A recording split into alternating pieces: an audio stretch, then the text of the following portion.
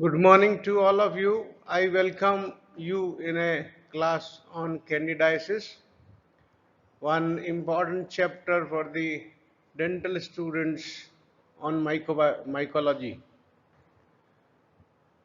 Although this is a very low pathogenicity organism, but then this is part of the normal flora. So it can sometime in the decreased local or general immunity become increased in number and can cause trouble. So we will see the candidiasis in general. Some general things about the candidiasis. You have seen in earlier lectures that Candida is a yeast-like fungus. Say there are four types of the fungi: yeast, yeast-like fungi, molds, and dimorphic fungi. So fungi usually do not parasitize the humans. They mostly live as free-living saprophytes. But at times they colonize human tissue, especially in immunocompromised condition or accidental penetration through skin or mucosa. Otherwise, they are not causing trouble.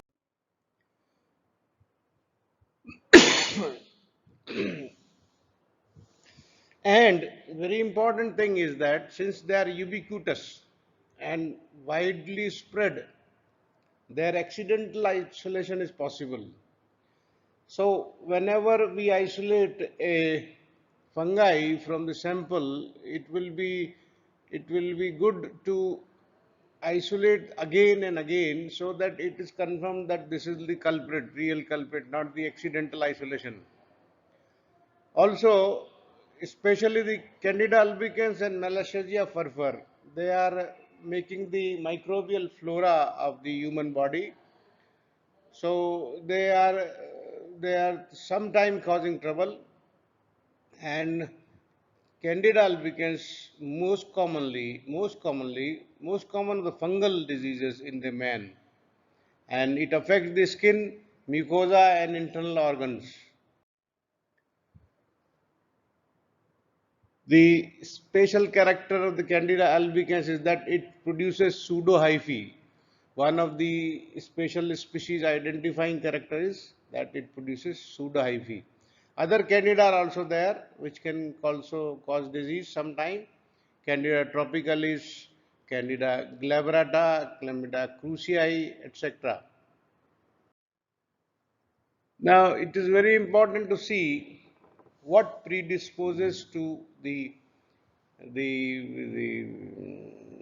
fungal infections or candidiasis. You must be aware of these days that there is a increased incidence of mucormycosis in the corona patients. Mucormycosis means mucor. Mucor is a fungi which is grown into the patient's body, in the eyes, in the nasal tract, and other areas in cases of corona. This is probably because of the prolonged use of steroids. Steroids reduce the immunity. That is why the reduction in the immunity is the most important predisposing factor. And in extremes of the age, in the childhood, in the old age, and in pregnancy, there is a reduction in the immunity. There may be low immunity because of the steroids or immunosuppressant drugs. Maybe during the post-transplantation stage, when there is enough use of the steroids to to to shut down or to control the graft rejection, etc. In the cancer also there is debilitation. HIV is known to reduce the immunity of the body, and when there is prolonged subscription of the broad spectrum antibiotics, they disturb the normal flora, and the normal flora are sensitive to those drugs. They are reduced. Their role in the immunity goes down, and the fungi they may overgrow. In diabetes mellitus, febrile neutropenia, zinc deficiency, iron deficiency also there can be fungal growth in the body causing candidiasis. Virulence factors. The things or the properties or the structures of the organism which make it disease causing is known as virulence factors. So what are they? Adhesins, toxins and enzymes they secrete. Adhesins means the chemicals by virtue of which they adhere to the surfaces. Toxins, endotoxins most of the time here, and certain enzymes they help in the virulence.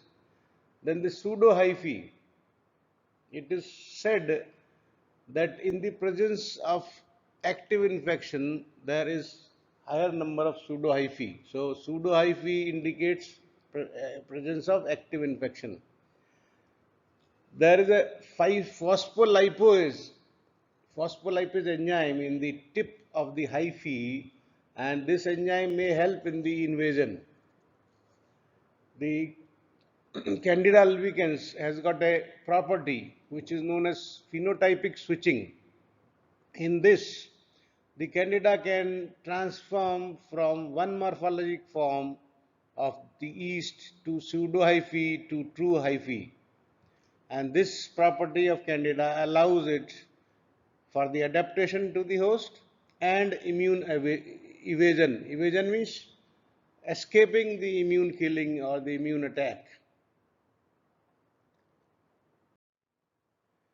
These are the three forms.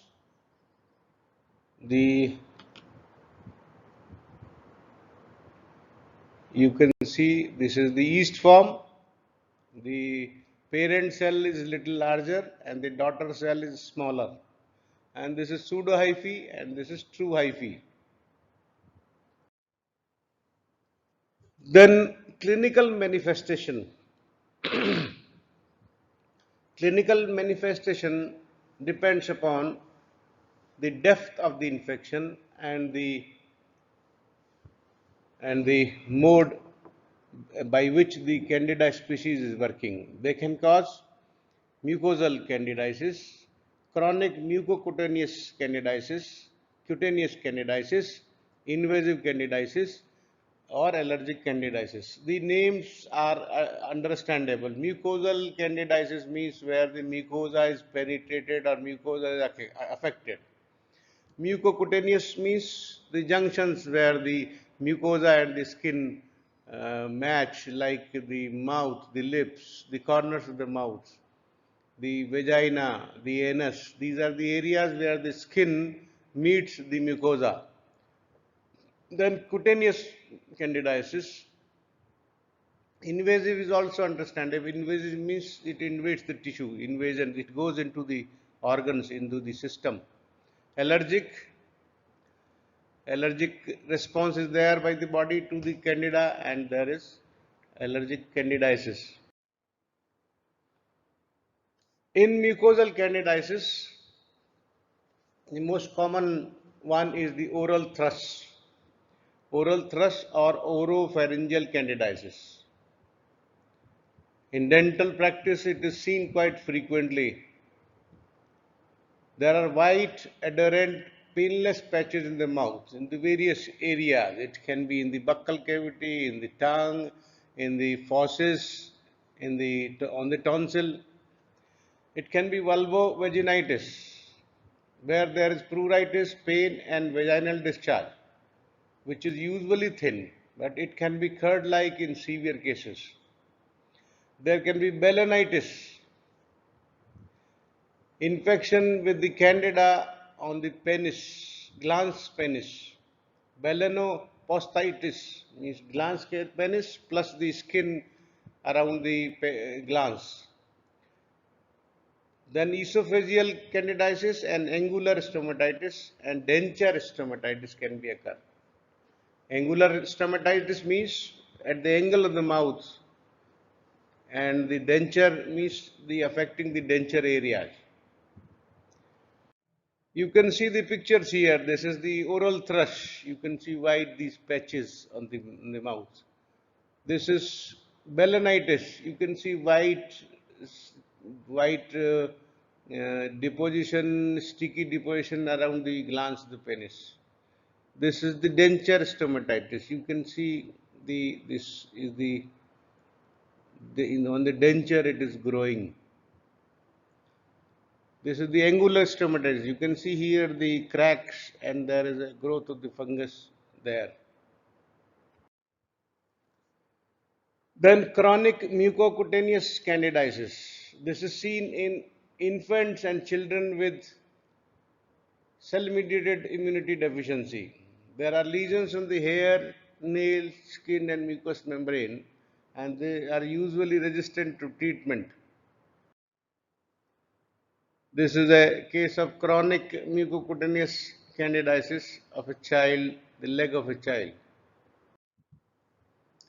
Then cutaneous candidiasis. Intertrigo.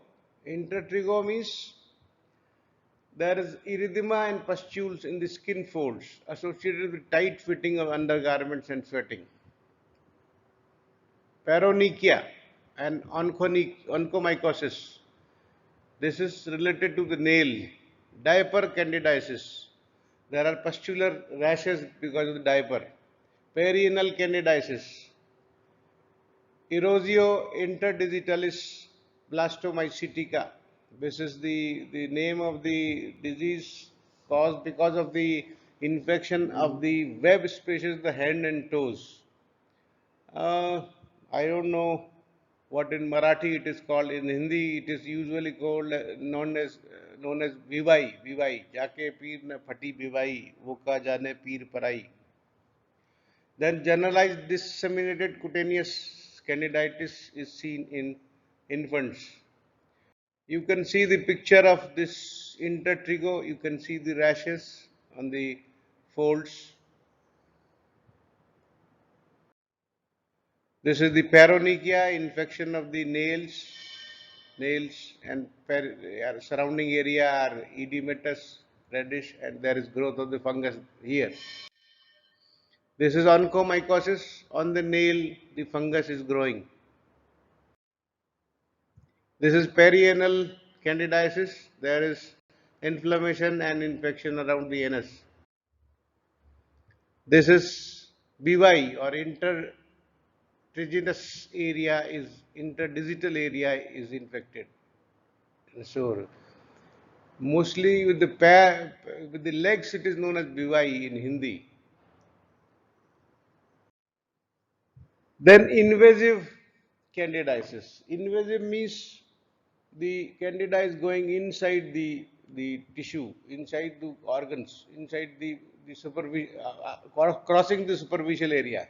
So when there is local or hematogenous spread, it can cause urinary tract infection, pulmonary candidiasis, septicemia, arthritis, osteomyelitis, meningitis, ocular keratoconjunctivitis, and endophthalmitis, hepatosplenic candidiasis, disseminated candidiasis, and nosocomial candidiasis means the candidiasis acquired in the hospital. Hospital acquired infection by candida, and that is mostly due to the glabrata, candida glabrata.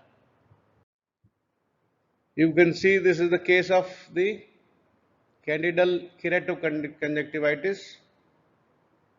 There is growth of the candida and the opacity in the eye is there, the blindness may be there. This is endophthalmitis. The inside of the eyeball is infected. Then allergic candidiasis. This includes candidid, which is allergic reaction to metabolites of candida, vesicular lesions in the web space of the hands and other areas. Similar dermatophytid reactions are there, and there may be gastritis, irritable bowel syndrome, and eczema due to the candida. Laboratory diagnosis is relatively simple. In sample collection, wherever the patch is there, the swabs are collected, or the nail scraping is collected, or sputum, urine, or blood, whatever is the clinical condition, accordingly the sample is collected. And in direct microscopy, gram staining, gram positive oval budding yeast cells with pseudo-hyphae can be seen. These are the gram positive budding yeast cells. You can see the larger cell giving rise to a smaller cell, and there is a pseudo-hyphae also. These pseudo-hyphae are there. So this is direct microscopy. Then you can go for culture. SDA, Seborrheic dextrose agar, is a common medium used for fungus, and this is supplemented with the antibiotics. And this supplemented SDA is kept at 37 degrees centigrade, and it also grows in bacteriological culture media blood agar. Blood agar is a common medium which is used in bacteriology. Blood culture bottles, conventional as well as automatic, can also be used to grow the Candida. The colonies are creamy white, smooth, and pasty with typical yeasty odor. A typical odor is there. You can see this is the physical appearance of the colonies. Additionally, to identify Candida albicans, germ tube test is done. This is also called Reynolds broad phenomena. There are long tube-like projections extending from the yeast cells. You can see here this long tube-like extension from the yeast cell. This is differentiated from pseudo-hyphae as there is no construction at the origin.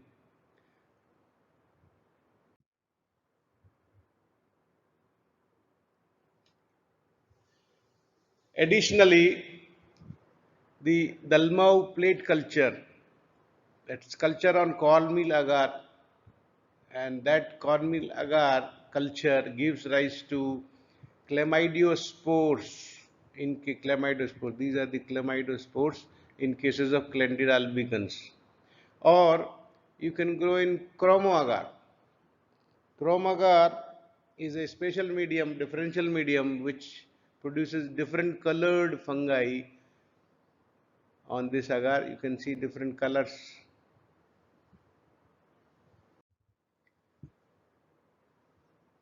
There are more tests. One such test is the growth at 45 degrees centigrade. Candida albicans grows at 45, and Candida dubliniensis does not grow at 45. So if the doubt is to differentiate it from the dubliniensis, then you can grow it on 45. Candida albicans will grow. This dubliniensis will not grow. Carbohydrate fermentation tests are there. Carbohydrate assimilation tests are there. And of course, the molecular methods are there always these days. There can be immunodiagnosis, but it's not of that usefulness. You can go for antibody detection, antigen detection, enzyme detection, and metabolite detection. That's not that much regularly used. Treatment of the cutaneous candidiasis or oral thrush is topical azole. Esophageal and vulvovaginal candidiasis, oral fluconazole or capsofungin. Disseminated candidiasis, liposomal amphotericin B or capsofungin. Candida glabrata and crucii exhibit intrinsic resistance to azoles, so it's really hard to treat them. Thank you so much for the hearing of this presentation. Candida will be a name which will echo many times in your dental practice, and in the medical practice also it is frequently encountered. We also see a lot of time when we do the testing in the laboratory, in the stool samples, and in the urine samples. In urine it grows many a times. So Candida albicans is a is a fungus which should be remembered all in the medical and dental practice.